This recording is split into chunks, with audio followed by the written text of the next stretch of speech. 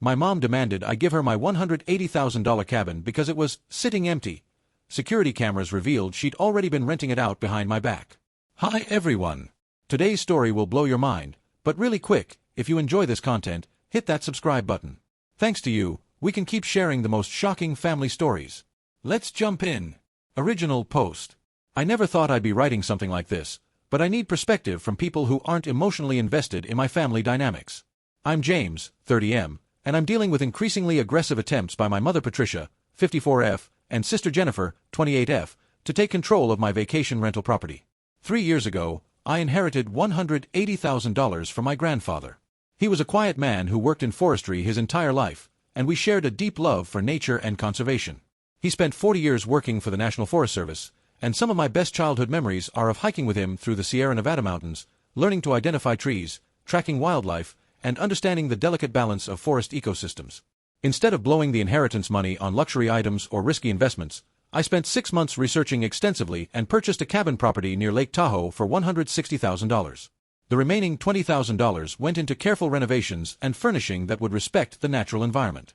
The property sits on 2 acres of pristine forest land, with direct access to hiking trails and a private beach area on the lake. The moment I first walked onto the land, I felt my grandfather's presence. The cabin itself was built in 1978, with solid log construction and large windows facing the lake. I fell in love with it immediately, not just as an investment, but as a place that embodied everything my grandfather taught me about respecting nature. Over the course of 4 months, I installed solar panels, a gray water recycling system, and even worked with local conservation groups to ensure the property management aligned with environmental protection standards. I replaced the old septic system with an eco-friendly one, installed energy-efficient appliances, and used reclaimed wood for all the interior renovations. Here's where the conflict begins. I live in San Francisco for work. I'm a software engineer at a mid-sized tech company specializing in environmental monitoring systems. It's actually perfect synergy with my conservation interests, as we develop sensors and software for tracking forest health and wildlife patterns. The drive to Tahoe is about 4 hours, which means I can only visit occasionally, maybe once every month or 2. After careful consideration and market research, I decided to list the property on vacation rental platforms during the times I wasn't using it. After all the upgrades and with professional photography showcasing the stunning natural setting, I can charge $350 per night during regular seasons and up to $500 during peak times. After expenses, maintenance, cleaning services, and taxes, I net about $3,500 monthly, which I split between property improvements and donations to the Sierra Nevada Conservation Fund. My mother and sister have been relentless in their criticism since day one. The day I told them about the purchase, Patricia's first response wasn't congratulations but immediate criticism. She called it selfish that I bought a vacation home instead of helping family. She brought up every perceived slight from the past decade, how I didn't loan Jennifer money for her third attempt at starting a jewelry business, how I didn't pay for Patricia's kitchen renovation, how I chose to pay off my student loans instead of contributing to Jennifer's destination wedding in Hawaii. Jennifer claims I'm hoarding wealth, and that the property is sitting empty, when it could be properly utilized by people who actually appreciate it. The irony isn't lost on me. Patricia lives in a 5-bedroom house in Sacramento that she inherited from her parents, a 3,200 square foot home worth approximately $750,000 that only she and my stepfather Richard occupy. She's never worked more than part-time in her entire life, relying first on my father's income before their divorce, then on alimony, and now on Richard's retirement pension. Jennifer owns a condo in Los Angeles that her husband David's parents gave them as a wedding gift, a $500,000 property in Manhattan Beach that they've never had to pay a mortgage on. Neither of them has ever had to save for or purchase property on their own, yet they're experts on how I should manage mine. Last month, things escalated dramatically. Patricia called me on a Tuesday evening with what she presented as a family proposal. She had clearly rehearsed her pitch, speaking in an unusually formal tone. She and Jennifer wanted to take over management of the cabin. Their argument was that since they're both effectively retired, Patricia from her part-time job at a boutique that closed down, Jennifer is a lifestyle blogger with about 200 followers who posts maybe once a month, they have more time to properly maintain the property. They promised they'd handle all the booking, cleaning, and maintenance, and we could share the profits. When I asked for specifics, the proposal became even more absurd. They wanted legal ownership transferred to a family trust that they would control, with them as primary trustees and me as a beneficiary with no voting rights. In exchange, they'd pay me $40,000, less than a quarter of what I paid, not even considering the $20,000 in improvements I'd made. They justified this by saying the property was just sitting there, and I obviously didn't care about it, since I rarely visited. Patricia actually said, "If you really loved this place like you claim, you'd be there every weekend. You're just treating it like a ATM machine." I took a deep breath and declined politely but firmly. I explained that the property was already generating steady income, professionally managed by a reputable local company I trust, and that I had long-term plans for conservation partnerships and educational programs. I even shared my vision of eventually hosting university students studying forestry and environmental science. This apparently was the wrong answer. Patricia launched into a tirade that lasted 40 minutes. She brought up how my grandfather would be ashamed of my selfishness, particularly cruel since he specifically left me the inheritance, completely bypassing her in his will. She claimed I was choosing money over family, that I was corrupted by tech money, and that I had forgotten my roots. She even suggested that my grandfather only left me the money because he was confused in his final years, despite the fact that his will was written 5 years before his death when he was completely sound of mind. Jennifer chimed in with accusations that I was probably lying about rental income to avoid helping them financially. She actually said, "You're probably not even renting it out. It's just sitting there empty while you pretend to be some real estate mogul. I bet you just want to keep it all to yourself like some hermit." The call ended with Patricia declaring that if I wasn't going to be reasonable, they'd have to explore other options to ensure family assets are properly managed. She said this with such venom that it genuinely shocked me. I asked what she meant, and she just said, "You'll see what happens when you put greed over blood," before hanging up. Since then, I've received dozens of text messages from both of them, ranging from guilt trips about family obligation to outright demands that I reconsider. The messages come at all hours. 2 a.m. text from Patricia about how she can't sleep thinking about my betrayal, noon messages from Jennifer with links to articles about toxic individualism and family wealth hoarding. Jennifer even sent me a poorly drafted contract she'd drawn up for the family trust transfer. The document was riddled with typos and basically gave them full control while leaving me with all the liability, including responsibility for all taxes, maintenance, and any legal issues. They've also started a campaign of extended family manipulation. My Aunt Sarah called me confused, saying Patricia had told her I was refusing to let the family use our grandfather's cabin. My cousin Michael texted asking if it was true that I was evicting Patricia from a property she'd been maintaining. They were spreading completely fabricated stories, knowing that most family members wouldn't bother to verify the details. My stepfather Richard called me privately last week. He's always been reasonable, a quiet man who usually stays out of family drama. He seemed tired and stressed. He warned me that Patricia had been researching adverse possession laws online and whether there was any way to claim I'd abandoned the property. She had bookmarked dozens of legal websites and even contacted 3 attorneys for consultations. He seemed embarrassed but felt I should know what was being discussed in their house. He also mentioned that Patricia had been driving up to the property regularly, though she claimed it was just to check on things. The social media campaign has been particularly exhausting. Patricia and Jennifer have become experts at passive-aggressive posting. Jennifer shared an article about the epidemic of family estrangement in America with the comment, "Some people know exactly why I'm sharing this." Patricia posted a photo of herself and Jennifer from years ago at a family gathering with the caption, "Remember when family meant something? Before money corrupted certain people's values."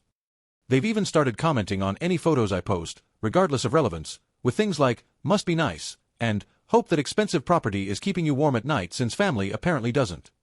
I'm at a loss. The property is professionally managed by Mountain View Rentals, a company with 20 years of experience and excellent reviews. It's fully booked most months, with a 4.9-star average rating and dozens of positive reviews praising the eco-friendly amenities and stunning location. I have all the documentation meticulously organized, every receipt, every tax payment, every maintenance record. I pay all taxes on time, maintain comprehensive insurance, and even have an emergency fund specifically for property repairs. But the constant bombardment from my mother and sister is exhausting. Last night, I discovered they've escalated to contacting my employer. Jennifer somehow found my boss's LinkedIn and sent him a message about how I'm distracted by outside business ventures, and suggested he should know his employee is more focused on being a landlord than on his job. Fortunately, my boss knows me well and immediately forwarded it to me, but the fact that they'd try to jeopardize my career over this is staggering. Am I wrong for not wanting to hand over my investment property to family members who contributed nothing to its purchase or maintenance? How do I handle this without completely destroying what's left of our relationship? Part of me wonders if there's any relationship left to save at this point. Update 1, 2 weeks later. I want to thank everyone who responded to my original post. Your advice about security cameras and documentation was invaluable, and it led to discovering something that still makes my blood boil when I think about it. After my stepfather Richard's warning about the adverse possession research, I decided to take immediate precautions. I drove to Tahoe that very weekend and installed a comprehensive security system with cameras covering all entrances, the driveway, common areas, and even hidden trail cameras on the property perimeter. The system cost $3,000 but included cellular connectivity for real-time alerts and cloud storage for all footage. I also asked my property management company, Mountain View Rentals, to do a thorough audit of all bookings and access logs for the past year. What they found changed everything and made me physically sick to my stomach. There were 17 separate instances over the past 8 months where the property was accessed during blocked periods, times I had specifically marked as unavailable for maintenance or my personal use. The property management company had assumed these were times I was visiting, so they hadn't questioned it. Their key log showed the lockbox had been accessed using the code during these periods. But here's the thing, I was definitely not there during any of those times.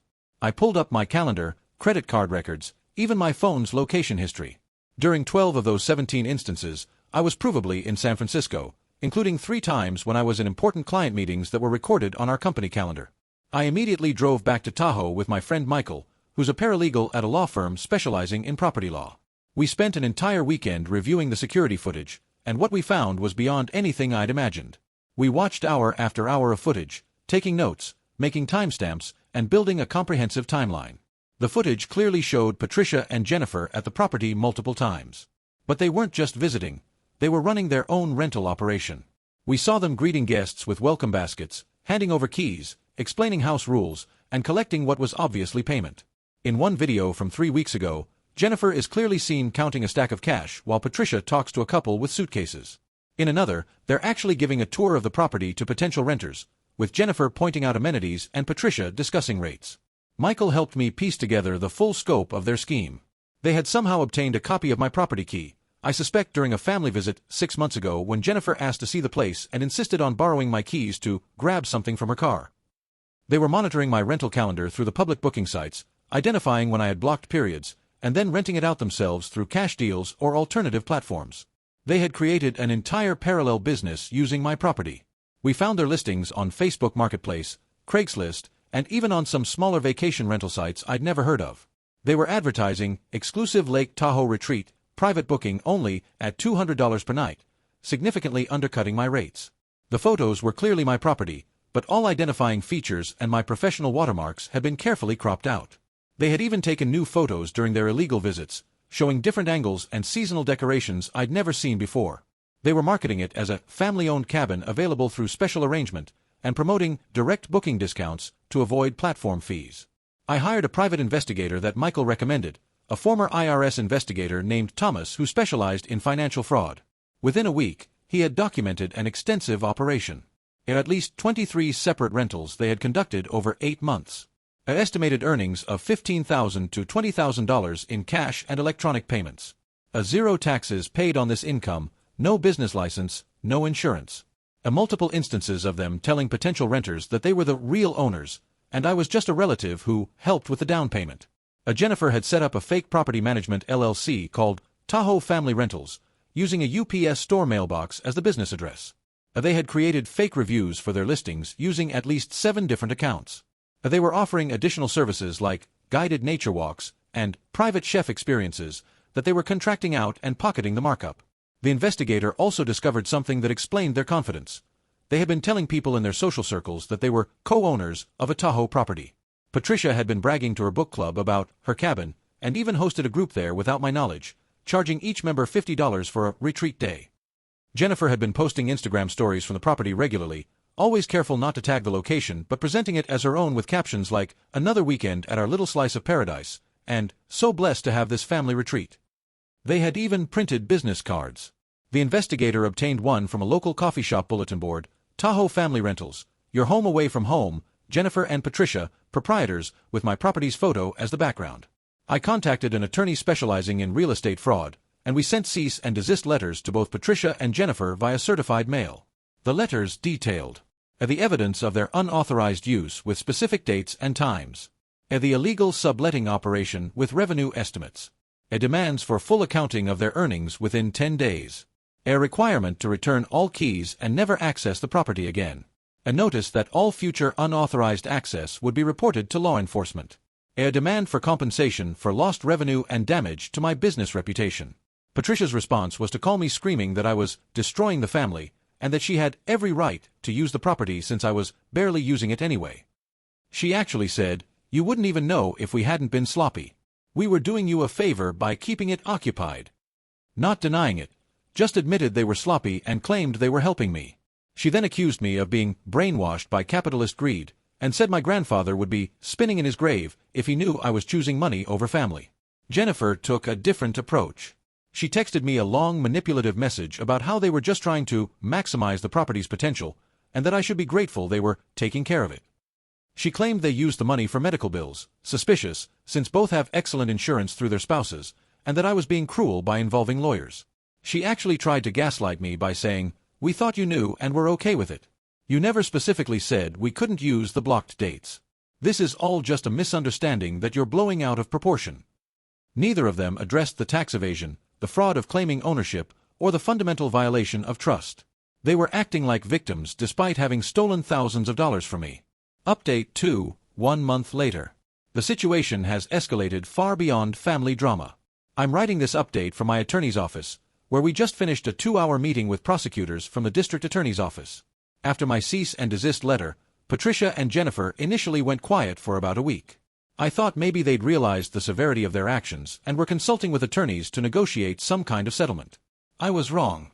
They were planning their next move, and it was even more audacious than before. 3 weeks ago, I received a frantic call from Mountain View Rentals. A couple had shown up at the property claiming they had a reservation, complete with confirmation emails and receipts, but they weren't in our system. They showed an email confirmation from Tahoe Family Rentals LLC, the fake company Jennifer had created. The couple had paid $1,400 for a week-long stay through Venmo, with Jennifer's personal account disguised under the business name. Here's where it gets worse. Patricia and Jennifer had taken deposits for 12 future bookings, totaling over $8,000, all for dates after I'd locked them out. They had no intention or ability to honor these reservations since I'd changed all the locks and revoked their access.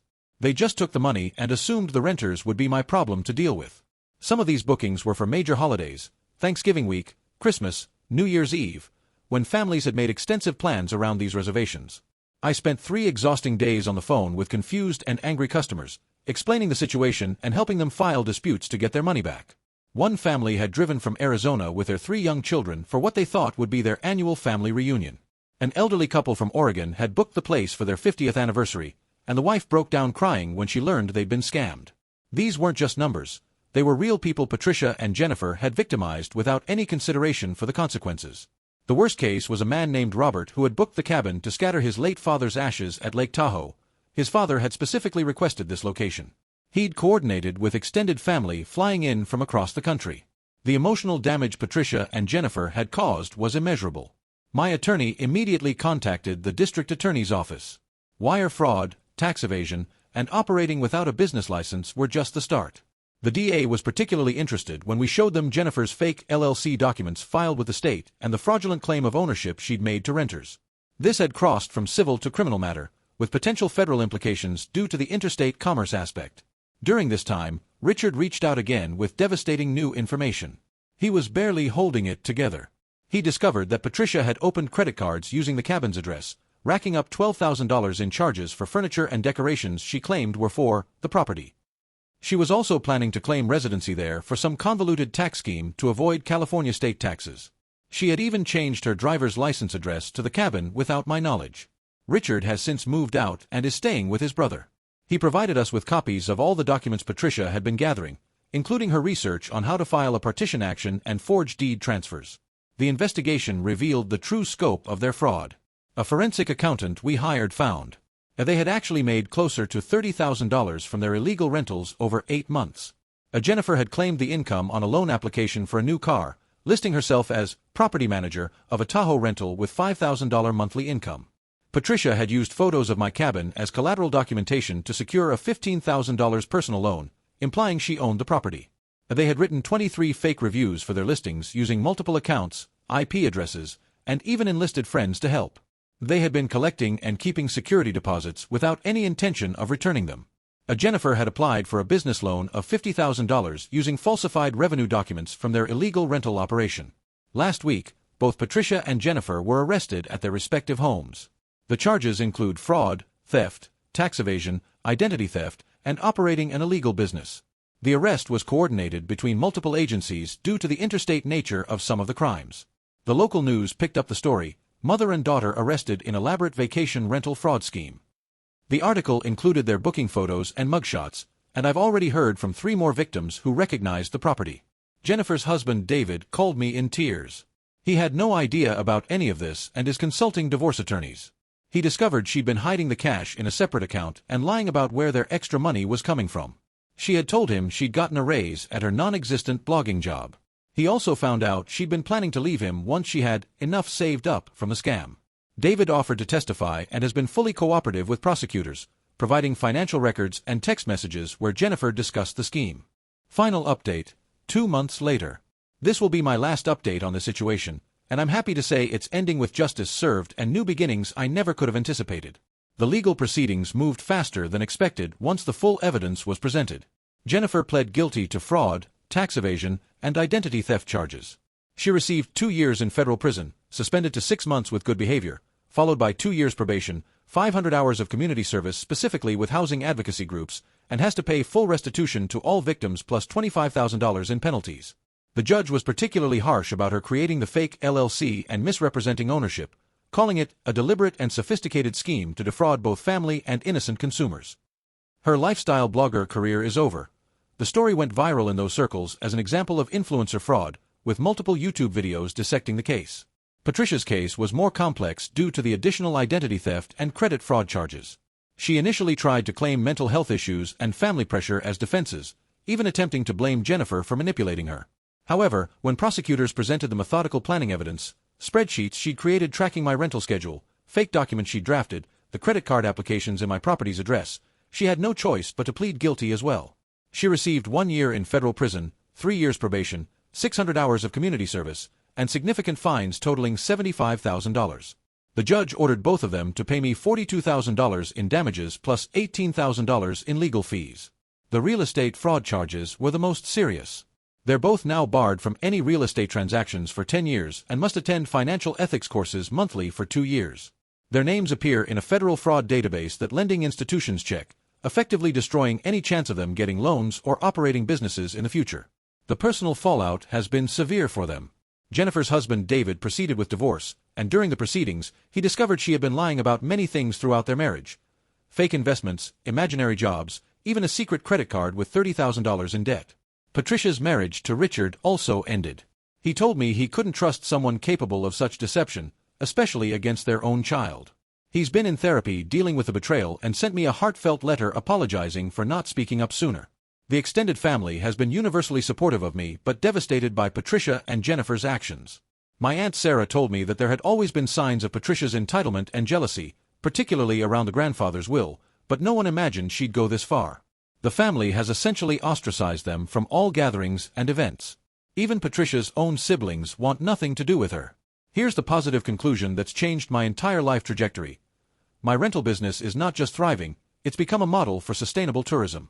The publicity from the case, while initially embarrassing, actually brought attention to my conservation efforts. The second property I purchased, using a loan backed by the proven success of the first, is even more successful, marketed specifically as an eco-friendly retreat. We've won 2 awards for sustainable tourism practices. I've partnered with local conservation groups to offer educational programs about Sierra Nevada ecology. Guests can participate in guided nature walks led by graduate students, conservation workshops with local experts, and even volunteer trail maintenance that counts toward community service hours. We've had schools book educational trips and corporate groups come for team building with environmental focus. The blog I started has grown into a comprehensive resource platform for ethical property management with over 50,000 monthly readers. I've connected with other conservation-minded property owners, and we've formed a cooperative of 12 properties to promote sustainable tourism in the Tahoe area. We're working on getting B Corporation certification for our collective efforts and have been featured in National Geographic's Sustainable Travel section. I've also started a scholarship fund in my grandfather's name for forestry students, funded entirely from the rental profits. We've awarded $15,000 in scholarships so far. The first recipient was announced last month, a young woman from a low-income family who wants to become a forest ranger. She sent me a letter that brought me to tears, saying this opportunity changed her life. Knowing my grandfather, this would have meant more to him than any financial success. The properties have become more than investments. They're now part of a larger mission. We've installed wildlife cameras that feed to a research project at UC Davis studying climate change impacts on local ecosystems. The data collected helps track animal migration patterns and forest health. Guests love checking the live feeds and have spotted everything from black bears to mountain lions to rare bird species. One guest's footage of a thought-to-be locally extinct pine marten made local news and contributed to habitat protection expansion. My relationship with Patricia and Jennifer is permanently severed, and I've made peace with that. They've each sent letters from prison. Patricia's full of blame and victimhood, Jennifer's a hollow apology that her lawyer clearly helped write for sentencing consideration. I didn't respond to either. Some relationships become too toxic to salvage, even with family. Real family supports your growth, not schemes to steal it.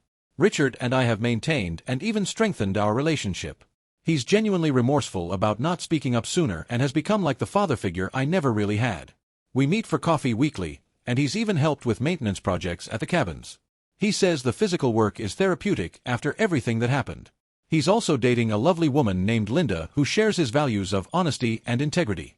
The most unexpected outcome. I found my true calling. What started as a smart investment has evolved into a career in sustainable tourism and conservation. I've reduced my tech job to part-time consulting and focus primarily on expanding this model. We're currently looking at properties in other conservation-critical areas, the Redwoods, Joshua Tree, the Columbia River Gorge, always with the goal of protection over profit. Last month, I was invited to speak at the International Sustainable Tourism Conference about our model. I presented alongside representatives from major conservation organizations and even got to meet Jane Goodall at the closing ceremony. She said our model of linking tourism directly to conservation funding was exactly what the world needs more of. To everyone facing similar family pressures about their property or success, document everything. Don't let guilt override your judgment. And remember that sometimes the best thing you can do for toxic family members is to let them face the consequences of their actions. My grandfather once told me that land isn't really owned, it's held in trust for future generations. I think about that every time I see guests marvel at the pristine forest, every time our cameras capture wildlife thriving, every time a conservation project gets funded from our profits. Patricia and Jennifer saw only money to grab. They missed the entire point. The cabins stand as more than rentals now. They're proof that you can build something meaningful while others try to tear it down. They're evidence that integrity beats scheming every time. And they're a testament to my grandfather's wisdom. Protect what matters, nurture what grows, and never let anyone steal your purpose. Thank you to everyone who offered support and advice throughout this ordeal. Your perspectives helped me stay strong when family pressure was overwhelming. I hope my story helps others facing similar situations. Sometimes the best revenge isn't revenge at all. It's building something so meaningful that the petty schemes of others become irrelevant footnotes in your larger success story. The forest doesn't care about family drama. It just keeps growing, keeps thriving, keeps reminding us what really matters. And now, thanks to standing firm against those who would exploit it, it will keep doing so for generations to come.